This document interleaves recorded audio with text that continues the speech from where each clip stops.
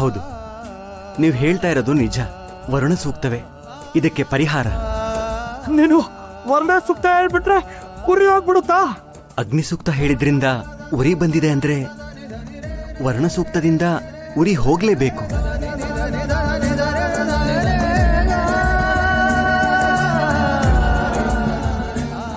ಇಮಮ್ಮೆ ವರುಣಶ್ರುಧಿ ಹವಾ ಮದ್ಯಾ ಚ ಮೃಡಯ ತ್ವಾಮವಸ್ಯುರಾಚಕೆ ತತ್ವಯಾಮಿರ್ಬ್ರಹ್ಮಣಾನ್ ವಂದಮಾನಸ್ತದಾಶಾಸ್ತೆ ಯಜಮಾನೋ ಹವಿರ್ಭಿಃ ಅಹೇಡಮಾನೋ ವರುಣೇ ಹವೋದ್ಯುರುಷಗುಂ ಸಮಾನ ಆಯುಃ ಪ್ರಮೋಷಿಃ ಯಚ್ಚಿದ್ದೆ ವಿಶೋ ಯಥಾ ತದೇವ ವರುಣವ್ರತಂ ಮಿನೀಮಸಿದ್ಧ್ಯವಿಧ್ಯವಿ ಯತ್ಕಿಂಚೇದಂ ವರುಣದೈವ್ಯೇ ಜನೇಭಿದ್ರೋಹಂ ಮನುಷ್ಯಾಶ್ಚರಾಮಸಿ ಅಚಿತ್ತೀಯತ್ತವ ಧರ್ಮಾಯುಯೋಪಿ ಮಾನಸ್ತಸ್ಮಾತ್ ಯೇನ ಸೋ ದೇವರೀರಿಷಃ ಹಿತವಾಸೋ ಯದ್ರಿಪುರ್ನದೀವಿ ಯದ್ವಾಘಾಸತ್ಯಮುತಯನ್ನ ವಿದ್ಮಾ ಉರಿ ಕಡಿಮೆ ಆಗೋಯ್ತು.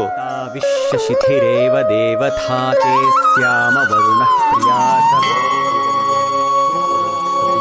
ಹೌದೌದು, ದೇಹವೆಲ್ಲ ತಂಪಾಗ್ತಿದೆ.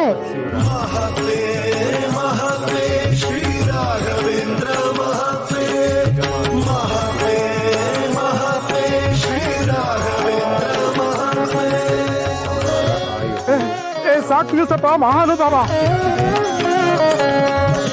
ಅಯ್ಯ ದಿವಸ ಕೇಳಮ್ಮ, ಚಳಿ ಜಾಸ್ತಿ ಆಗಿ ಮಂಜುಗಟ್ಟಿಯಾಗಿ ಸಂತ ಹೋಗ್ಬಿಡ್ತೀವಿ.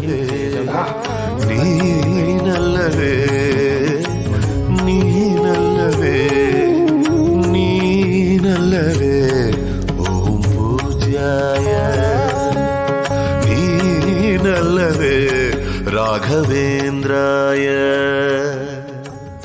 ಯಾರಪ್ಪ ನಿನ್ ಮಹಾನ್ ಭಾವ? ನಿಮ್ ಶಕ್ತಿ ತಿಳಿದೆ, ಬಾಯಿ ಬಂದಾಗ ನಾವೆಲ್ಲ ಮಾತಾಡ್ಬಿಟ್ಟು.